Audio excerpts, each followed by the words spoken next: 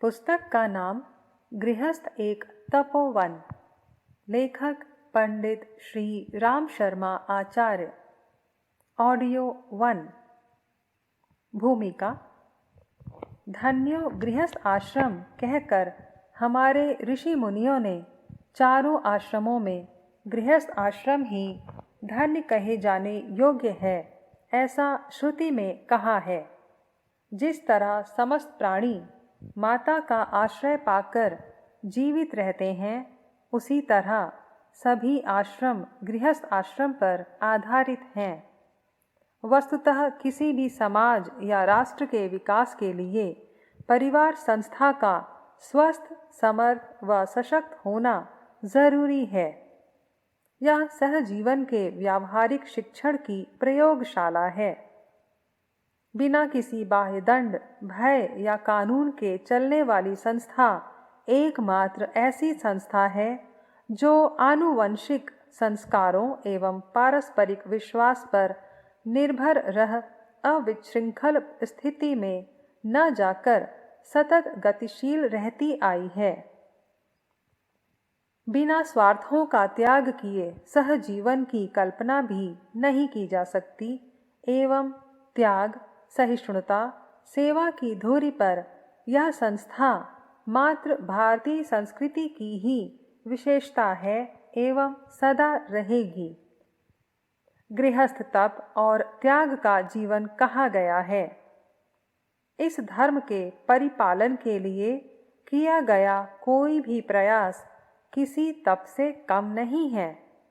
गृहस्थ में स्वयं को अपनी वृत्तियों पर अंकुश लगाना पड़ता है। चिकित्सा, भोजन, बच्चों की शिक्षा दीक्षा के लिए सब प्रबंधन करने हेतु अपना पेट काटकर सारी व्यवस्था करनी होती है। एक जिम्मेदारी से भरा जीवन जीना पड़ता है। सचमुच गृहस्थ आश्रम एक यज्ञ है, जिसमें प्रत्येक सदस्य उदारता पूर्वक सहज ही एक दूसरे के लिए कष्ट सहते हैं, एक दूसरे के लिए त्याग करते हैं। गृहस्थ आश्रम समाज के संगठन, मानवीय मूल्यों की स्थापना, सामाजिक निष्ठा, भौतिक विकास के साथ साथ मनुष्य के आध्यात्मिक मानसिक विकास का भी क्षेत्र है एवं इस प्रकार समाज के व्यवस्थित स्वरूप का मूलाधार हैं। घर गृहस्थी माया जाल या साधना भूमि। भारतीय संस्कृति में पारिवारिक जीवन को एक उच्च स्तरीय योगाभ्यास कहा है। योग साधना का अर्थ है अपने सीमित और संकुचित अहंग को असीम और विराट चेतना से एकाकार कर देना। गृहस्थ आश्रम सीमित से असीम की ओर अग्रसर होने के लिए क्रमशः आगे बढ़ने का अभ्यास करने के लिए ऋषि प्रणीत एक प्रयोगशाला है। प्राचीन काल में अधिकांश ऋषि विवाहित ही होते थे। आश्रमों में ऋषि मुनि ऋषि कुमारों को पढ़ाते थे तो उनकी पत्नियां ऋषि कन्याओं को शिक्षा देती थीं। हमारी संस्कृति के अनुसार विवाह एक पवित्र बंधन और प्रत्येक मनुष्य के लिए आवश्यक धर्म कृत्य है। इस धर्म कृत्य को संपन्न करते हुए ही कोई व्यक्ति अपने अहंग का विस्तार आरंभ करता था और परिवार के अन्य सदस्यों तक अपनी आत्मभावना की परिधि को व्यापक बनाता था। स्वाभाविक ही है कि विवाह के उपरांत पुरुष या स्त्री की आत्मीयता का क्षेत्र और व्यापक बन जाता है तथा उसमें स्त्री, पति, संतान, स्वजन, सगे संबंधी, पड़ोसी और घर के पशु पक्षी तक सम्मिलित हो जाते हैं।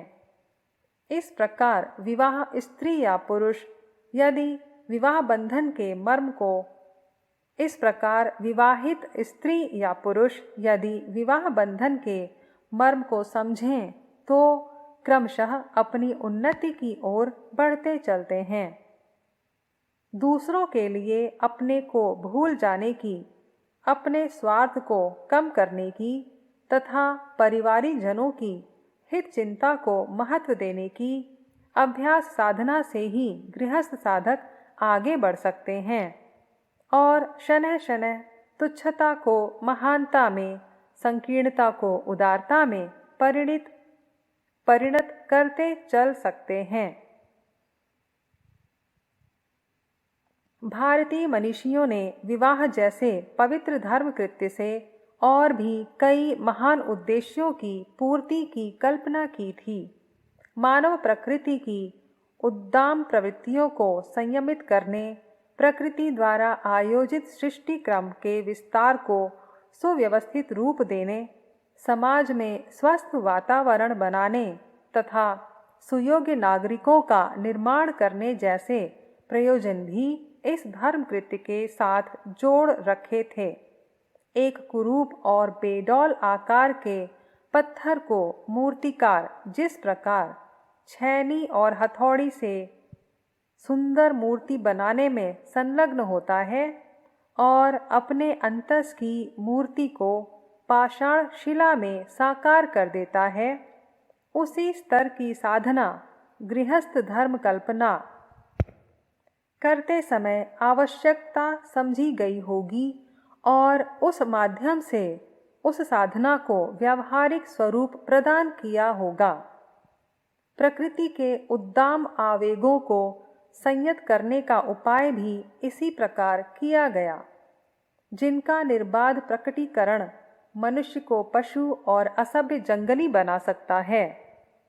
उन आवेगों के साथ ही परिष्कार और शोधन की छैनी चलाकर मनुष्य की असंस्कृत चेतना को सुंदर आकार भी देने का सहज क्रम बनाया गया। अन्य साधनाओं में लगे साधकों में अहंकार का भाव भी जल्दी आ सकता है, परंतु गृहस्थ एक ऐसा योगाभ्यास है जिसमें सब कुछ सहज ढंग से चलता रहता है और साधक निरअहंकार होकर अपने पत्नी, बच्चों, स्वजन संबंधियों में अपनी आत्मा का दर्शन करता रहता है। संभवतः इसी कारण मनीषियों ने गृहस्थ आश्रम को चारों आश्रमों से महत्वपूर्ण और उनका मुख्य केंद्र बनाया है। आप्त वचन है, गृहस्थ ही वास्तविक रूप से यज्ञ करते हैं, गृहस्थ ही वास्तविक तपस्वी हैं। इसलिए चारों आश्रमों में गृहस्थ आश्रम ही सबका शिरमौर है। आधुनिक विचार के कई व्यक्ति विवाह को मात्र वासना पूर्ति का साधन ही मानते हैं। यह भोग प्रधान मान्यताओं की देन है, अन्यथा प्राचीन भारतीय मनीषियों ने इसे भोग नहीं, योग प्रधान दृष्टि से ही देखा है और माना है कि यह विषय सामग्री नहीं, वरन दो आत्माओं के पारस्परिक सहवास द्वारा एक दूसरे के विकास की आध्यात्मिक व्यवस्था है, जिसके अंतर्गत विशुद्ध आत्मवादी दृष्टिकोण अपनाकर एक दूसरे में अपनी आत्माओं की ही झांकी देखकर शुद्ध आत्मसुख की प्राप्ति के लिए साधना की जाती है। मनीषियों ने इसे प्रेम और पुण्य का पवित्र प्रसाद तथा वात्सल्य और त्याग की लीला भूमि बताया है। इसे आत्मिक उत्कर्ष को प्राप्त करने वाली शांति कुटीर निरूपित किया है। सर्वविदित है कि विवाह के उपरांत मनुष्य समाज का एक सक्रिय अंग बनता है। उसे नए संबंध प्राप्त होते हैं, नए उत्तरदायित्व मिलते हैं और नए कर्तव्यों के परिपालन का आनंद रसपान करने का सुअवसर प्राप्त होता है। सांस्कृतिक और धार्मिक आदर्शों की सटीक व्याख्या करने वाले एक लेखक ने गृहस्थ आश्रम की महानता इन शब्दों में व्यक्त की है। गृहस्थ योग के पुण्य स्वरूप और उसकी पुण्य साधना का रहस्य जानने के लिए हम हिमालय की उस तुषार मंडित शिला पर चलें, जहाँ हिमालय की किशोरी पार्वती उग्र तपश्चर्या में निमग्न है। यही भारतीय गृहस्थ आश्रम के मंगलमय स्वरूप का प्रथम दर्शन है। गृहस्थ आश्रम में प्रविष्ट होने से पूर्व रमणी को तपोमयी साधना में प्रवृत्त होना पड़ता है, क्योंकि जिस मंगलमय उद्देश्य की पूर्ति के लिए वह अपने पवित्र जीवन का उत्सर्ग करती है, उसके लिए तप और त्याग की परम आवश्यकता है। कुमार की उत्पत्ति तपस्या की सिद्धि का मधुर फल है, क्योंकि विश्व के परित्राण के लिए, देश के मंगल के लिए, समाज के अभ्युदय के लिए और मनुष्यता की मर्यादा को अक्षुण्ण रखने के लिए ही कुमार जैसे तेजस्वी और महान व्यक्तित्व के अवतरण की आवश्यकता है। और यह आवश्यकता बिना तप त्याग के पूरी नहीं की जा सकती। संतानोत्पत्ति तो विवाह का एक छोटा सा उद्देश्य है। वस्तुतः तो इस योग दीक्षा का लक्ष्य अपने व्यक्तित्व की अपूर्णता को जीवन साथी के व्यक्तित्व से पूरा करना है। संसार में रहने वाला प्रत्येक मानव अपूर्ण है। किसी व्यक्ति में कोई गुण अधिक है तो किसी गुण का अभाव है। विशेषतः स्त्री और पुरुष के व्यक्तित्व की विशेषताएं तो भिन्न ही हैं और उनमें विशिष्ट गुणों का अभाव भी भिन्न है। जीवन साथी को प्राप्त कर उन गुणों की पूर्ति का प्रयास एक दूसरे के व्यक्तित्व का सम्मिलन करते हुए सफलतापूर्वक किया जा सकता है। दोनों के स्वाभाविक विश्लेषण किए जाए तो विदित होगा कि स्त्री में लज्जाशीलता, भीरुता, सहज ज्ञान, पातिव्रत्य, मृदुता, ऋजुता और भावुकता के गुण विशेष हैं। मानसिक संवेगों को वे तीव्रता से अनुभव करती हैं। इसी प्रकार पुरुष में शक्ति, शौर्य, दृढ़ता, क्रोध तथा कार्य दक्षता के गुण विशेष रूप से विद्यमान रहते हैं। क्रियाशीलता और प्रभुता प्रदर्शन उसके मुख्य गुण हैं। वह स्वभावतः मजबूत, निर्णायक, स्वाभिमानी, प्रचंड, उग्र, कठोर पुरुष अपने स्वभाव के विपरीत गुणों को एक दूसरे से मिलाकर एक संपूर्ण व्यक्ति का सृजन करता है। दोनों का संयोग समाज की इकाई बनना है और वह इकाई ही सम्मिलित रूप से समाज को आगे बढ़ाती है। यह एक मान्य और स्वयं सिद्ध सिद्धांत है कि दो भिन्न या विपरीत गुणों वाली वस्तुएं एक दूसरे में जल्दी ही घुल मिल जाती हैं और एक संपूर्ण इकाई का सृजन करती हैं, शक्ति का उत्पादन करती हैं। विद्युत की दो विपरीत धाराएं मिलकर करंट पैदा करती हैं। पृथ्वी की आकर्षण शक्ति और वस्तु का आकार दोनों मिलकर चर अचर जगत को स्थिर रखते हैं। आग और पानी का संयोग वाष्प शक्ति उत्पन्न करता है। सृष्टि नियंता की रचना ही ऐसी है कि उसमें दो विपरीत गुणों, विभिन्न विशेषताओं के भाईचारे और साझेदारी के संबंध शीघ्र ही स्थापित हो जाते हैं। स्त्री और पुरुष की चारित्रिक स्वभावगत व्यक्तित्व की ओर स्त्री और पुरुष की चारित्रिक स्वभावगत व्यक्तित्व की और शरीर की भिन्न भिन्न विशेषताएं एक दूसरे में आबद्ध होकर संपूर्ण मनुष्य की सर्जना करती हैं। यदि व्यक्तित्व के समग्र विकास की उपेक्षा कर दाम्पत्य जीवन को क्षुद्र प्राकृतिक आवेगों तक ही सीमित रहने दिया जाए तो गृहस्थ आश्रम की सारी महिमा गरिमा नष्ट होकर रह जाती है। लौकिक भाषा में यदि गृहस्थ धर्म का मूल्यांकन किया जाए तो यही प्रतीत होता होगा कि गृहस्थी स्त्री और पुरुष का सम्मिलित साधना क्षेत्र है। कहा भी गया है कि गृहस्थी की तुलना साझे की दुकान से की जाती है। इसके दो साझीदार हैं, स्त्री और पुरुष। साझे की दुकान तभी सफल होती है जबकि साझेदार एक दूसरे के स्वभाव, प्रकृति, गुण दोष, आवश्यकता और विशेषता को समझते हों। एक दूसरे का संपर्क और अपने साथी के स्वभाव से अवगत न होने के कारण साझे की दुकान जिस प्रकार चलना मुश्किल हो जाती है, उसी प्रकार पति पत्नी एक दूसरे को समझकर अपने व्यवहार की रीति नीति निर्धारित न करें तो कलह, विग्रह और क्षति जैसे अनर्थ ही उत्पन्न होंगे।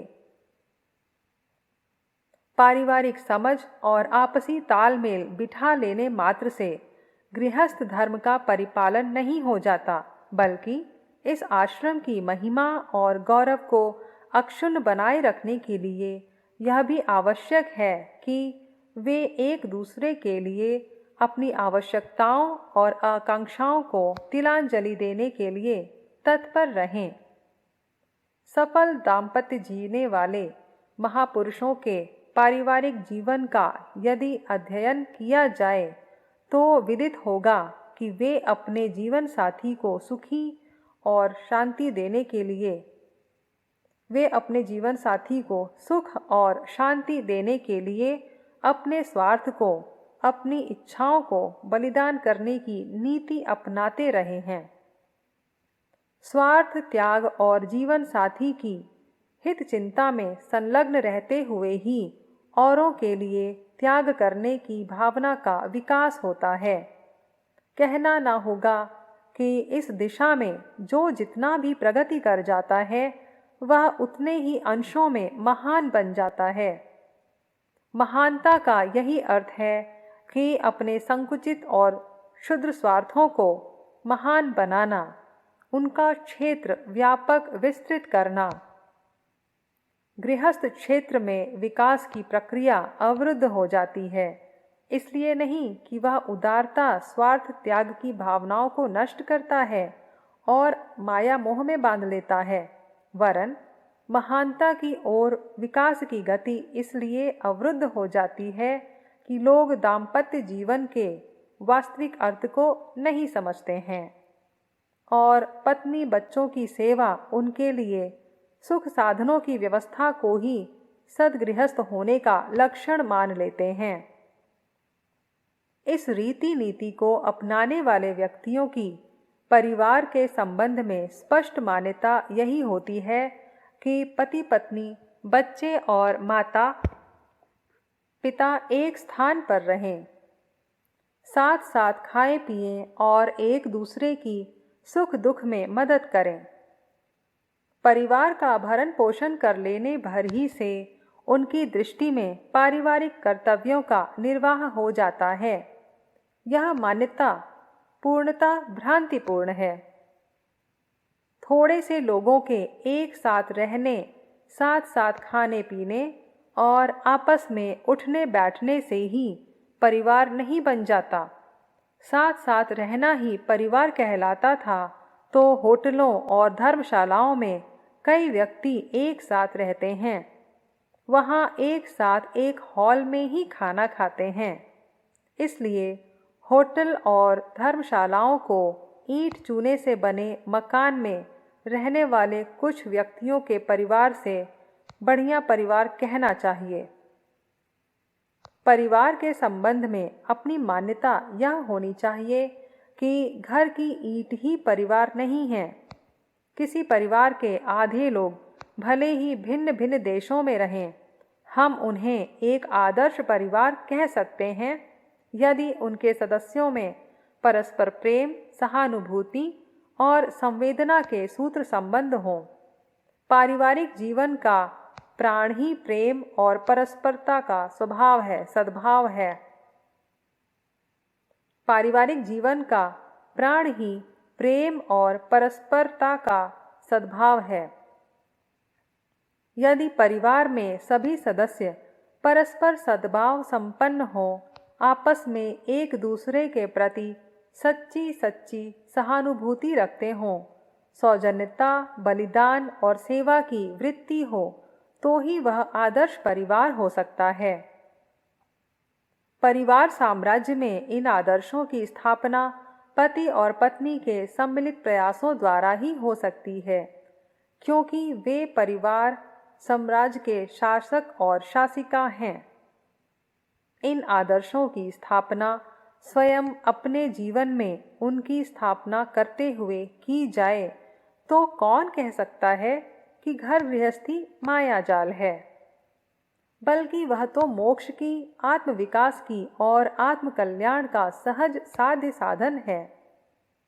आश्रम व्यवस्था का निर्धारण आत्मविकास की ही दृष्टि से किया गया था और उसमें गृहस्थ आश्रम का विशिष्ट स्थान सदा से ही रहा है। आश्रम व्यवस्था पर एक दृष्टि। विचारपूर्वक देखा जाए और मनुष्य की स्वाभाविक प्रवृत्तियों का गहन अध्ययन किया जाए तो मनुष्य की अवस्था 4 भागों में विभाजित होती है: जिज्ञासा और विकास की अवस्था, उद्योग और उपभोग की अवस्था, ज्ञान और अनुभव में सामंजस्य काल, आत्मकल्याण की धारणा। इन्हीं 4 बातों को लेकर ही यह जीवन पूरा होता है। इन अवस्थाओं में नियंत्रण न रखा जाए तो मनुष्य की स्वाभाविक प्रकृति अधोगामी बन सकती है। इस विचार से ही यहाँ कर्तव्यों की सीमा में बांधने का प्रयत्न किया गया है। ये विभाग वास्तव में मानव की शक्ति और उसके स्वभाव को ही अनुसरण करके बनाए गए हैं। जीवन पद्धति में कहीं कोई विकार नहीं है।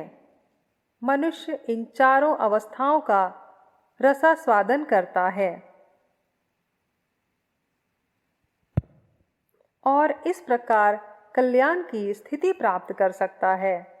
यदि इस तरह से भारतीय जीवन को संस्कार युक्त न किया गया होता तो यहाँ भी अन्य देशों की ही तरह भोगवाद प्रधान रहा होता, जो शुद्धता, पवित्रता, नैतिकता, उत्कृष्टता, आदर्शवादिता, शक्ति और विशेषता यहाँ के जीवन में रही है, वह नहीं होती। यहाँ के लोग समृद्धि, सुख और आनंद प्राप्त कर सके होते, जिसके लालच में जीवन मुक्त आत्माएं भी यहाँ लौट लौट कर आई हैं। यहाँ के लोग वही समृद्धि, सुख और आनंद प्राप्त कर सके होते, जिसके लालच में जीवन मुक्त आत्माएं भी यहाँ लौट लौट कर आई हैं। इस जीवन पद्धति में कोई त्रुटि नहीं, कोई शिकायत नहीं। संपूर्ण व्यवस्थित जीवन का नाम है आश्रम व्यवस्था। यह जीवन पद्धति की उत्कृष्ट कला का विकास है। हिंदू धर्म में मनुष्य जीवन को लक्ष्य सिद्धि का परम पुरुषार्थ माना गया है। इस क्रम में धर्म, अर्थ, काम और मोक्ष आते हैं। इन 4 अवस्थाओं का क्रमशः लाभ प्राप्त करता हुआ मनुष्य शाश्वत बंधन मुक्ति, सिद्धि, स्वर्ग या मोक्ष प्राप्त कर ले, इस हिसाब से जीवन को भी 4 भागों में विभक्त किया गया है, जो अवस्था और विकास से संयुक्त और क्रमशः हैं: धर्म, अर्थ, काम और मोक्ष। इन 4 उद्देश्यों का विस्तार ही ब्रह्मचर्य, गृहस्थ, वानप्रस्थ और संन्यास है। नीचे उस अवस्था और स्थिति पर प्रकाश डालेंगे जिससे यह पता चलेगा कि भारतीय जीवन पद्धति का विकास कितनी बुद्धिमत्ता के साथ हुआ है और आज की अवस्था में उसकी कितनी आवश्यकता है। प्रारंभ काल में बालक की जिज्ञासाएं अशांत होती हैं। वह संसार और यहाँ के अनेक पदार्थों का रहस्य जानने के लिए उत्सुक होता है। साथ ही चूंकि वह प्रकृति के अत्यधिक समीप होता है, अतः उसे भले बुरे का ज्ञान भी नहीं होता। इंद्रियां भी विकास की ओर उन्मुख होती हैं। इसलिए शक्ति संचय और संयम की भी यही अवस्था होती है। जिज्ञासाओं की तृप्ति के लिए साधन, अवस्था, स्वाभाविक प्रवृत्तियों को सुनियोजित और नियंत्रित रखने के लिए शक्तियों के संचय के लिए ब्रह्मचर्य की आवश्यकता होती है। ब्रह्मचर्य का अर्थ केवल इंद्रिय संयम ही नहीं, वरन ब्रह्म प्राप्ति के संपूर्ण आचरणों का नाम ब्रह्मचर्य है। यह साधना अवस्था है, इसलिए गंभीर देख रेख तथा पूर्ण नियंत्रण की आवश्यकता पड़ती है। प्रारंभिक अवस्था में बालक के विचार, संस्कार और संकल्प बहुत कोमल होते हैं, इसलिए उनके पिछले जीवन के कठिन संस्कारों को भी मोह जाना संभव होता है। किंतु यह संस्कार यदि स्वभाव की गहराई में धंस गए तो उनको उखाड़कर बाहर निकालना कठिन हो जाता है। बालकों में श्रद्धा की मात्रा इतनी पर्याप्त है कि वह संस्कारों के विकास में गुरुओं और कठोर नियंत्रण में बने रह सकें और आत्मसिद्धि की कठोर साधनाएं पूर्ण निष्ठा के साथ करते रहें। ब्रह्मचर्य का दूसरा उद्देश्य है सांसारिक सुखोपभोग के लिए शक्ति संचय। ब्रह्म ज्ञान हो जाने पर जो विशुद्ध कर्तव्य पालन शेष रह जाता है, उसे सुविधाजनक स्थिति में चलते रहने देने की दृष्टि से शारीरिक शक्ति अपेक्षित है। जीव की शेष जीवन यात्रा शरीर द्वारा ही पूरी होती है, इसलिए उसका सुदृढ़ और मजबूत होना नितांत आवश्यक है। गुरुकुलों के जीवन में इंद्रिय असंयम के कोई भी कारण शेष नहीं रहते थे। उन वातावरणों को यज्ञ आदि से और भी बल प्रदायक बनाया जाता था। फलस्वरूप एक निश्चित समय तक वहां रहने से ब्रह्मचारी का मन, बुद्धि, शरीर सब पूर्ण पुष्ट और परिपक्व हो जाता था। ज्ञान की दृष्टि से, शारीरिक दृढ़ता की दृष्टि से वह पूर्ण होकर आश्रमों से निकल कर आते थे और एक उत्तरदायी जीवन, गृहस्थ जीवन के लिए सारी तैयारियां पूरी कर लेते थे। दूसरा आश्रम गृहस्थ है। यह उद्योग, अर्थोपार्जन और सुख उपभोग का जीवन है। सांसारिक सुखों का भी एक निश्चित सीमा में औचित्य है। उसका उपभोग किया जाना भी अधर्म नहीं है। संतान उत्पत्ति की दृष्टि से पति पत्नी का संयोग दोषपूर्ण नहीं है।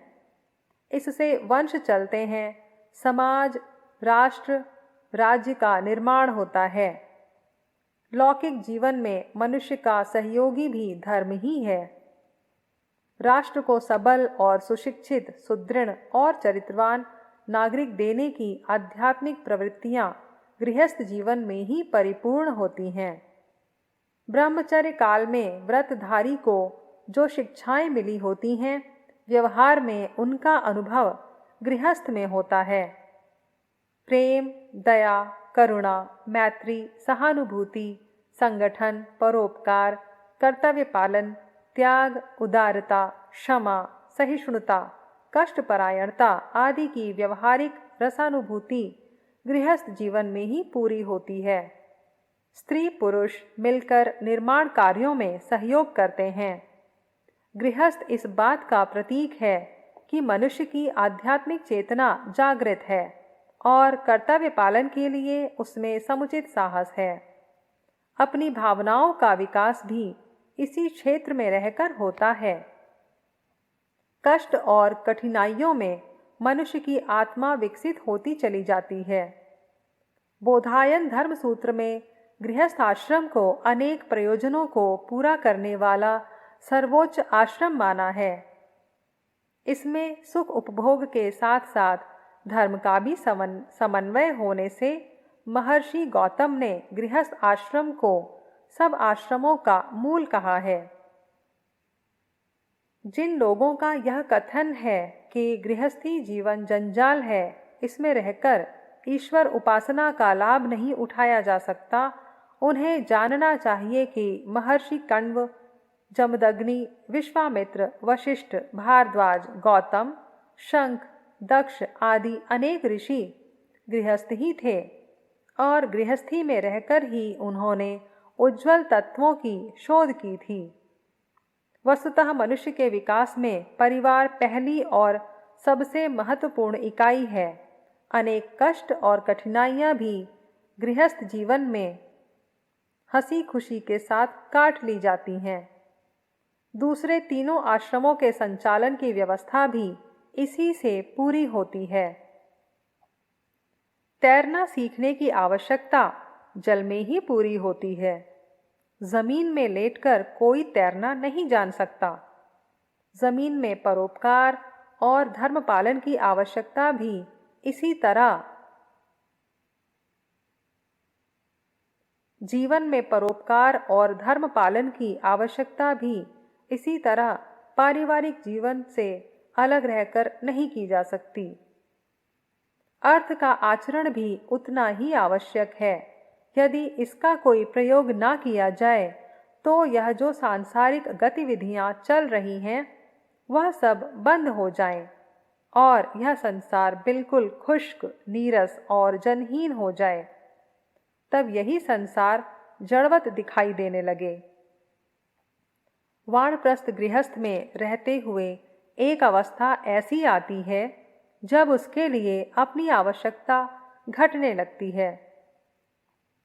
गृहस्थी के संचालन का उत्तराधिकार संतान ले लेती है। अर्थ और काम प्रयोजनों को पूरा कर लेने से इंद्रियों के विषय भी काफी तृप्त हो चुके होते हैं। शास्त्रों में यह अवस्था 50 के लगभग मानी जाती है। सब लोगों को अपने कंधों का भार उतारकर परिवार के ज्येष्ठ प्रतिनिधि को सौंप देना चाहिए और लोकहित के कार्यों में अधिक रुचि लेनी चाहिए। अधिक आयु के पुरुषों तथा युवकों के विचारों में प्रायः साम्य नहीं होता। इसलिए पारिवारिक जीवन को अकारण कलह से बचाने के लिए भी यह आवश्यक है कि उतरती उम्र के व्यक्ति अपना जीवन समाज के लिए समर्पित कर दें।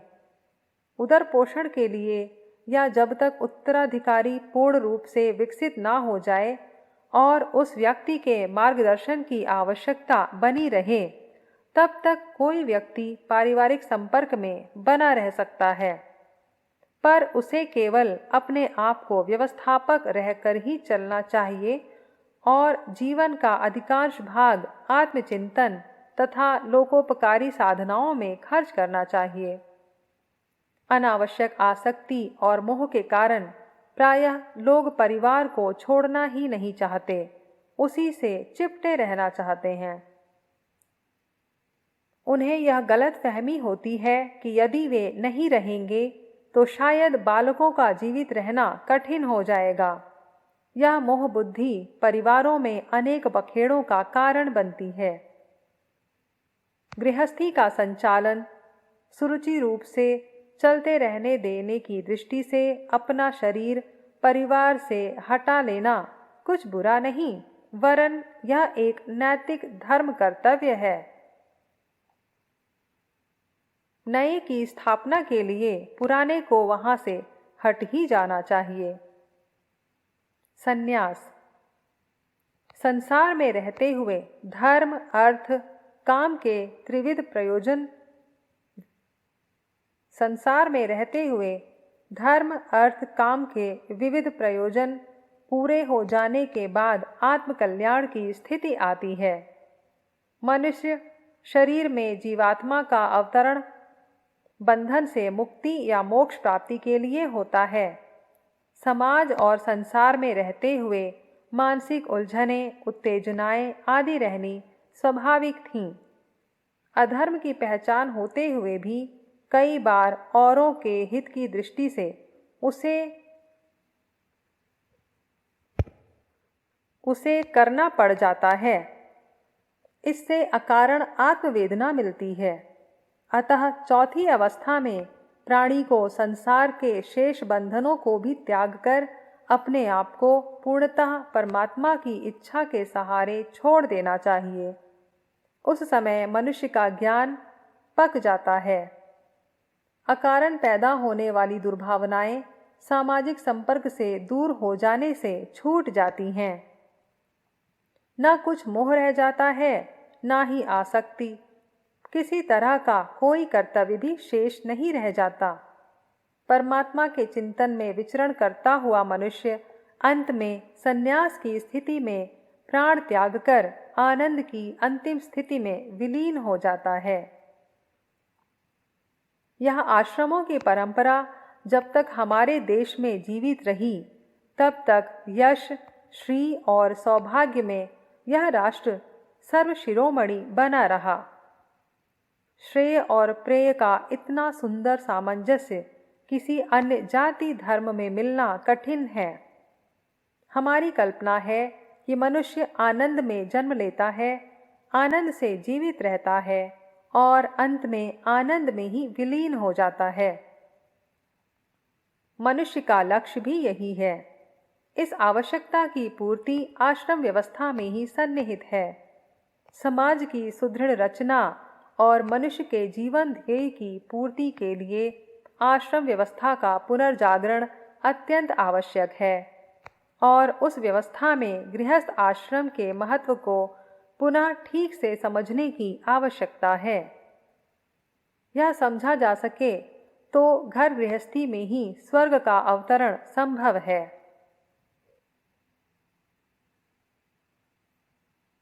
ऋषियों की गृहस्थ साधना, गृहस्थ योग।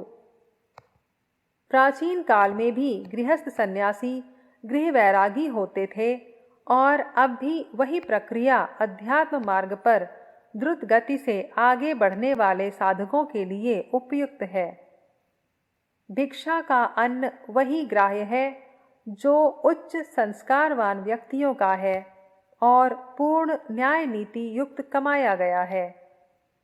आज ऐसा अन्न मिलना प्रायः एक प्रकार से असंभव ही है।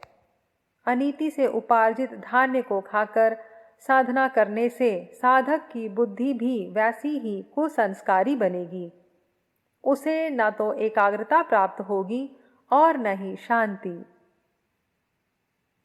भजन का बहाना भले ही करते रहा जाए, न उसमें मन लगेगा और न ही सफलता मिलेगी। ऐसी दशा में आज की स्थिति में भिक्षा का अन्न मुफ्त का निर्वाह एक प्रकार से सर्वथा अवांछनीय ही है। जंगलों में कंद मूल फल की प्राचीन सुविधा रही नहीं। अब वे वन कहाँ हैं जहाँ थोड़ी कृषि, उद्यान, गोपालन करके निर्वाह की व्यवस्था की जा सके। ऐसी दशा में यही उचित है कि अपने हाथ पैर के उपार्जन से गुजारा करते हुए साधनात्मक जीवन जिया जाए। जिसका अन्न खाया जाता है उसके बदले अपना तप, उपार्जित पुण्य देना पड़ता है। मुफ्त में यहाँ कहीं कुछ मिलने का नियम ही नहीं है। भौतिक जीवन का क्रम अवरुद्ध करके भजन साधन किया और जो कमाया वह अन्न, वस्त्र, दाता दानी के लिए चला गया। उसमें अपने लिए क्या बचा? इसमें क्या बुद्धिमानी रही? भले ही थोड़ा भजन या सेवा कार्य किया जाए, पर यह स्वावलंबी होकर करना चाहिए, तभी उसमें कुछ सफलता मिलेगी। प्राचीन काल में ऋषि मुनि आज के साधु बाबाओं से सर्वथा भिन्न थे। उनमें से अधिकांशतः गृहस्थ सन्यासी, गृही वैरागी थे। प्रकृति के समीप शुद्ध जलवायु का आश्रय लेकर वे विरल प्रदेशों में रहा करते थे। गोपालन, फल, शाक उत्पादन आदि निर्वाह की उपयुक्त व्यवस्था वहीं बना लेते थे। आश्रम में ही स्त्री और बच्चों को समेटे रहते थे। अपने परिवार को भी सुसंस्कारी और लोकोपयोगी बनाते थे। साथ ही गुरुकुल, चिकित्सा, तप, चिंतन, आगंतुकों को परामर्श, विभिन्न विषयों के शोध कार्य प्रवृत्तियां वहां रहकर चलाते थे और आवश्यकता अनुसार भ्रमण करके जन जागरण की आवश्यकता पूरी करते थे।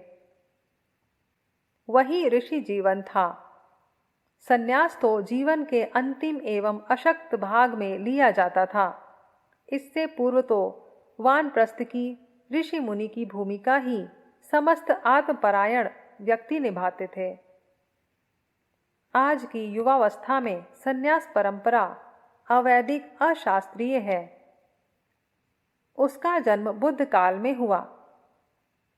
समय समय पर उस अवांछनीय उभार का खंडन भी किया जाता रहा। निम्न स्तर के व्यक्ति यदि उच्च स्तर का वेश धारण कर लें तो भी वस्तु स्थिति का निर्वाह नहीं हो सकता। कोई छोटा बच्चा वृद्ध जैसी सफेद दाढ़ी मूछ लगा ले, अशिक्षित व्यक्ति विद्वान का वेश धारण कर ले, निर्धन होते हुए भी अमीर होने का स्वांग बनाए, तो यह सर्वथा उपहासास्पद ही होगा। योग्यता के अभाव में ऊंचे पद के उत्तरदायित्वों का निर्वाह हो ही नहीं सकेगा। फलतः अवांछनीय परिणाम ही सामने आएंगे।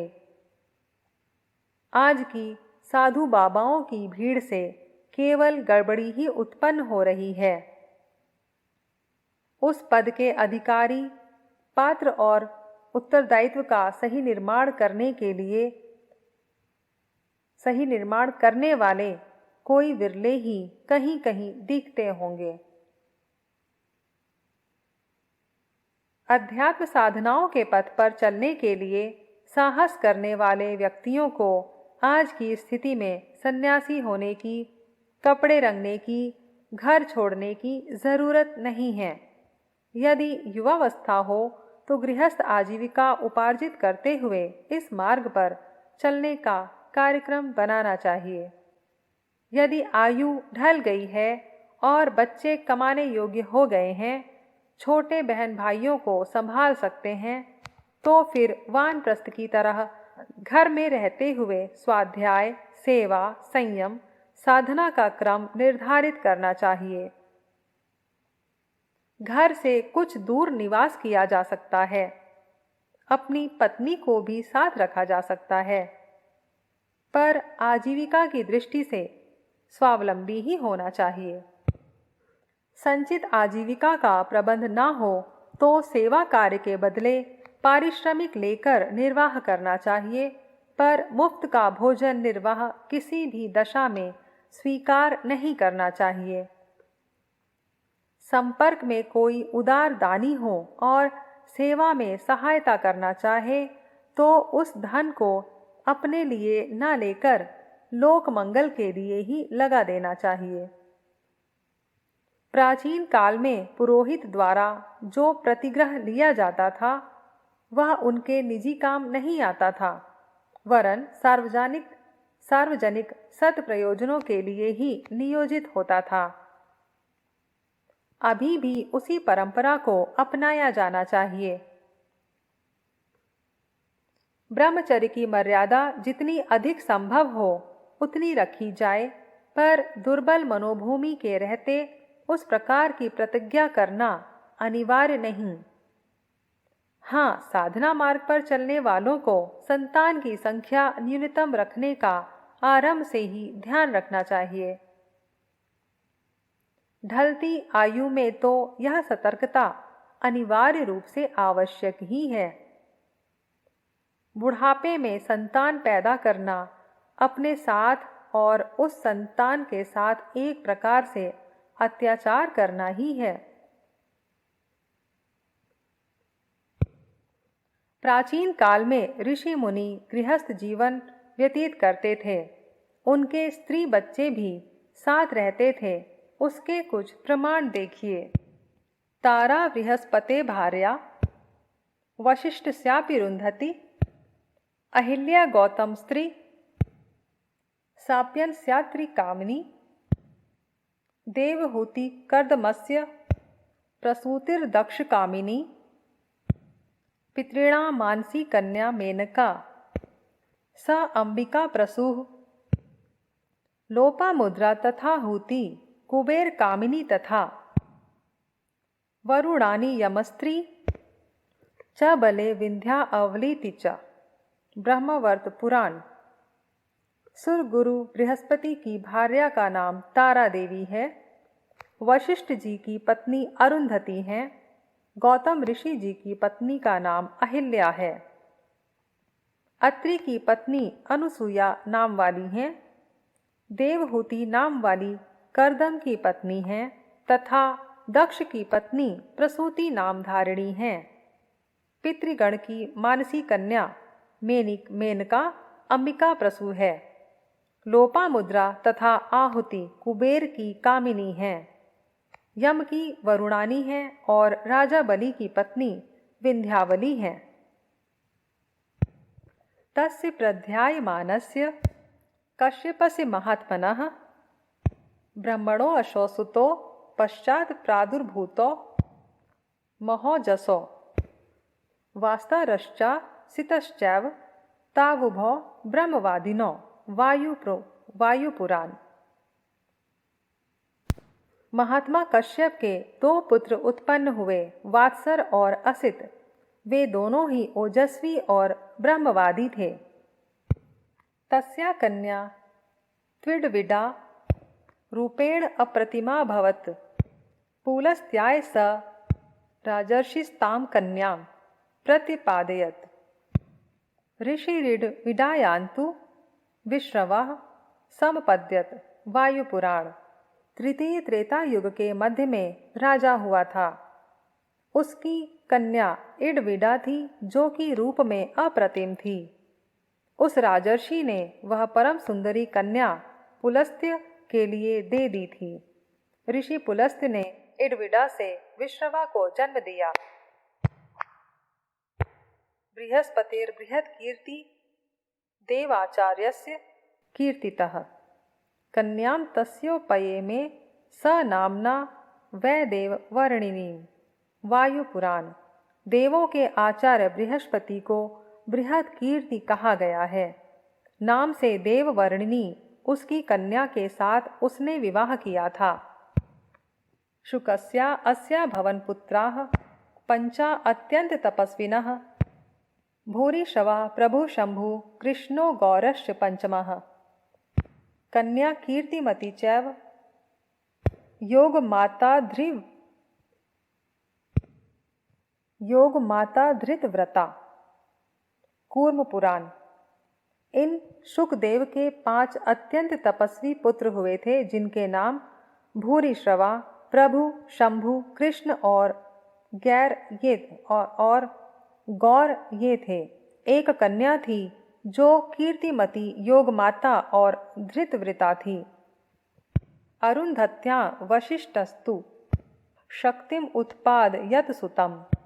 शक्ते पराशरः श्रीमान सर्वज्ञस्तपतांबरः आराध्य देवदेवे शमीशानं त्रिपुरांतकम्।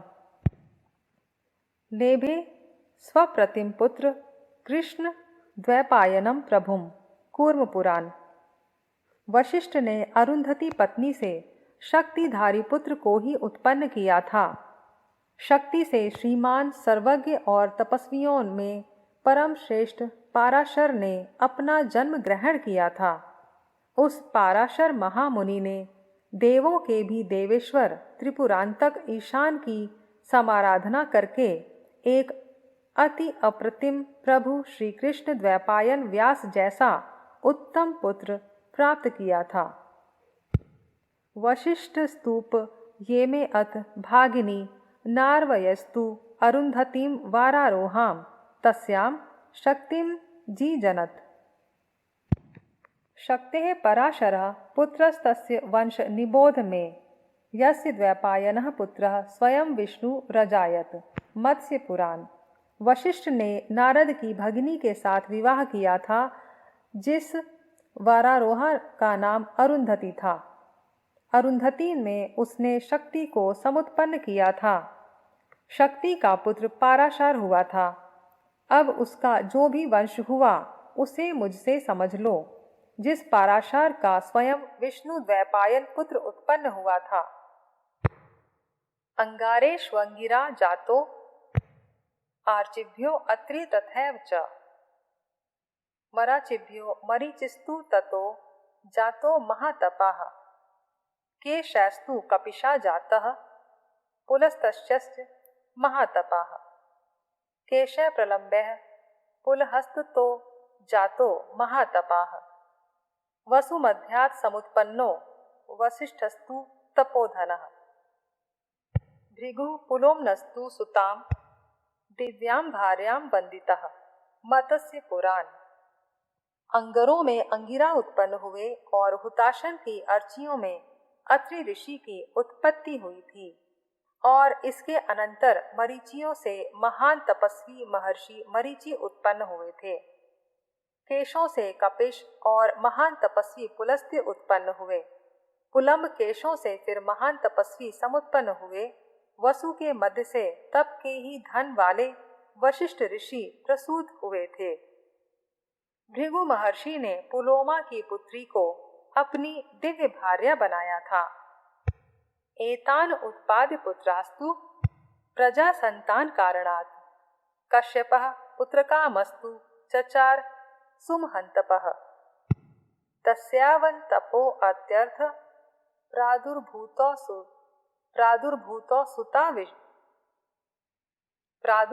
सुता विपो। वत्सरश्च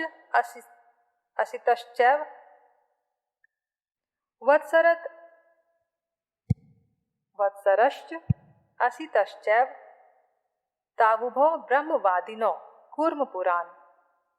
कश्यप ऋषि ने पुत्रों की कामना करते हुए इस प्रकार से प्रजा को संतान के कारण सपुत्रों को समुत्पन्न करके फिर सुमहान तप किया था। उनके इस भांति तप करने पर ये दो सुत समुत्पन्न हुए थे, जिनमें एक वत्सर और दूसरा असित था। दोनों ही ब्रह्मवादी थे।